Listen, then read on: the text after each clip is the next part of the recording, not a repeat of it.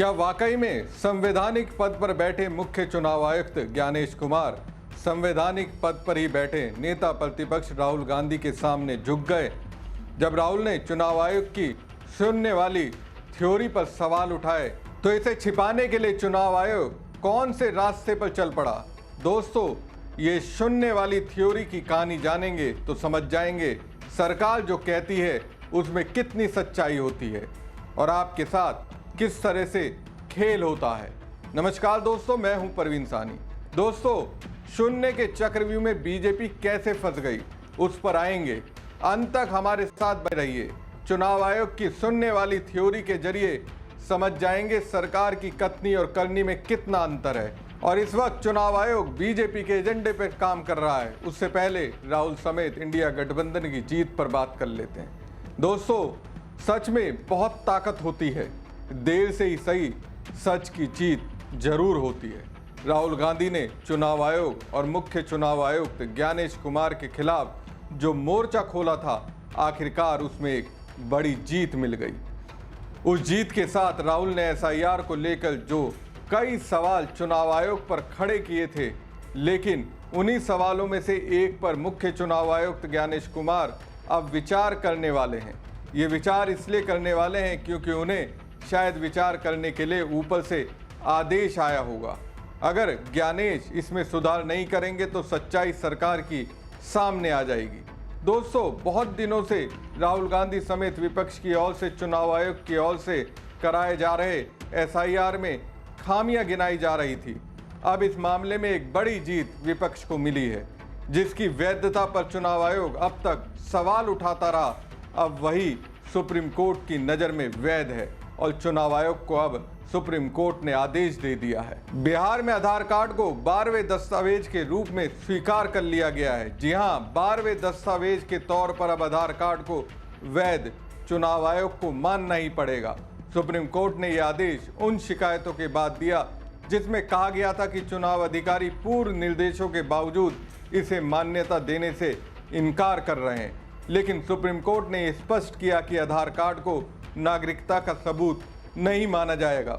Justice Suryakant और justice Bagchi की bench ने आधार कार्ड को औपचारिक रूप से अपनी स्वीकृत पहचान प्रमाणों की सूची में जोड़ने के खिलाफ चुनाव आयोग की आपत्तियों को खारिज कर दिया। यानी साफ है, ज्ञानेश कुमार को सुप्रीम कोर्ट से झटका मिला है। सुप्रीम कोर्ट ने आदेश दिया कि आधार कार्ड को चुनाव आयोग की ओर से 12वें दस्तावेज के रूप में माना जाए। चुनाव आयोग के वकील राकेश द्विवेदी ने कहा कि आधार पहचान का प्रमाण हो सकता है, नागरिकता का नहीं। वहीं कपिल सिब्बल ने जोर दिया कि ये 12वां दस्तावेज होगा जिसे उन्हें स्वीकार करना होगा।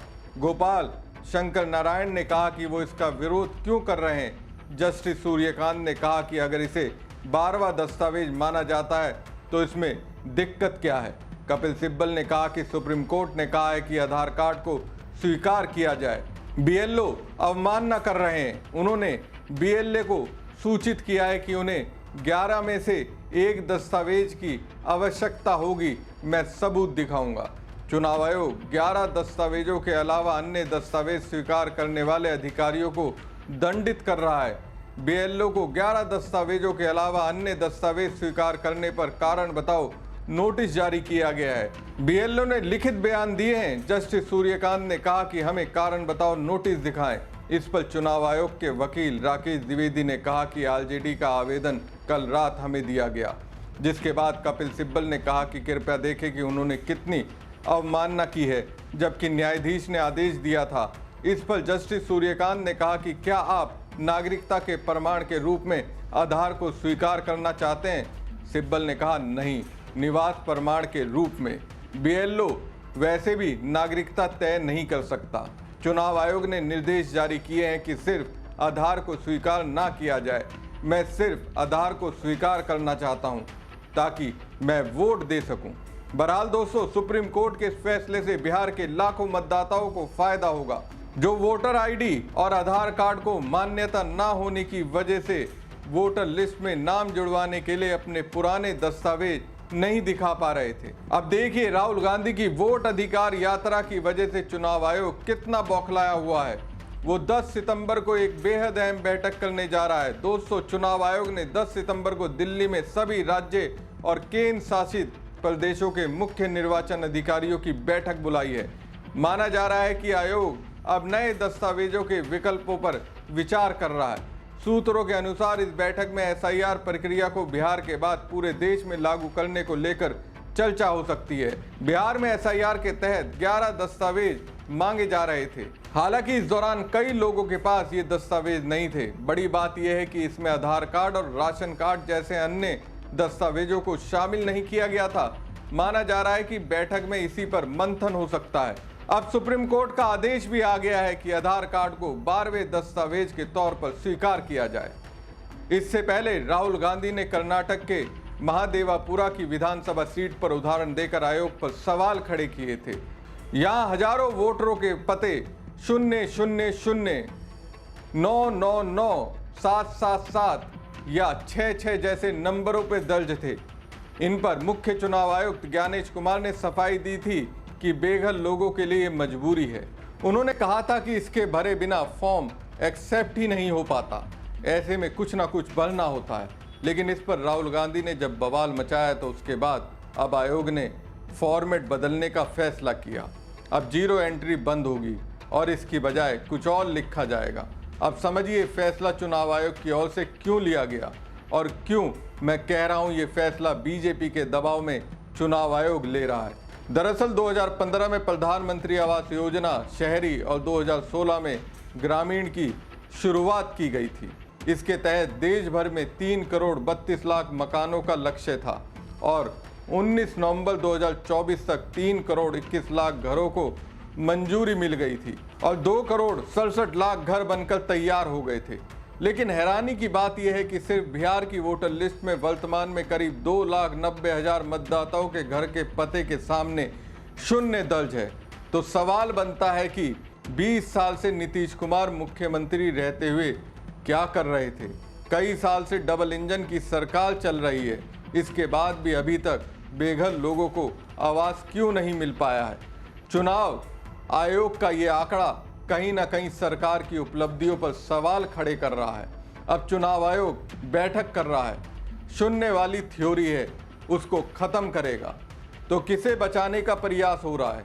एक तरह से देखा जाए तो चुनाव आयोग ने सरकार की सच्चाई बता दी। सरकार पर जिसके एजेंडे का चलाने का आरोप राहुल गांधी लगाते रहे, एक तरह से उनकी विफलता को छिपाने के लिए ये 0 वाली थ्योरी को चुनाव आयोग खत्म करने में लग गया है। हमारी खबर आपको कैसी लगी कमेंट बॉक्स में कमेंट करके जरूर बताएं। साथ ही पेज को ज्यादा से ज्यादा लाइक और शेयर कीजिएगा। धन्यवाद। कोई 2 महीने की कानूनी लड़ाई के बाद आखिर वोटबंदी की साजिश पे एक बहुत बड़ा विराम लगा है। एक ऐतिहासिक आदेश आज मिला है सुप्रीम कोर्ट में, जहां सुप्रीम कोर्ट ने स्पष्ट शब्दों में अब कह दिया है कि आधार को आपको जैसे 11 दस्तावेज थे उसी तरह से 12वें दस्तावेज के रूप में स्वीकार करना पड़ेगा। ये जो एसआईआर नामक षड्यंत्र है वोटबंदी का, लाखों करोड़ों लोगों को वोटर लिस्ट से बाहर रखने का, इस षड्यंत्र के पीछे खेल ये था कि आप 11 में से कोई एक डॉक्यूमेंट दो। 11 में 2 तो ऐसे थे जो अच्छे डॉक्यूमेंट है लेकिन किसी के पास तो है नहीं, पासपोर्ट और एनआरसी। बाकी ये पीले दस्तावेज थे जो एविडेंशियरी वैल्यू तो है लेकिन बिहार में ज्यादातर लोगों के पास है नहीं। लेकिन दूसरे कुछ ऐसे डॉक्यूमेंट थे जो कि चुनाव आयोग खुद हमेशा स्वीकार करता रहा था, चाहे वो एपिक हो, आधार हो, पैन कार्ड हो, ड्राइविंग लाइसेंस हो। लेकिन चुनाव आयोग ने कहा जो डॉक्यूमेंट है वो हम मानेंगे नहीं, जो नहीं है वो मांगेंगे। सुप्रीम कोर्ट ने चुनाव आयोग को सुझाव दिया कि आधार मान लीजिए। 2 बार इशारा किया ऑर्डर में हल्के हल्के, लेकिन चुनाव आयोग नहीं माना। और जो लोग आधार स्वीकार कर रहे थे बीएलओ, उनको शो कॉज नोटिस दिया चुनाव आयोग ने।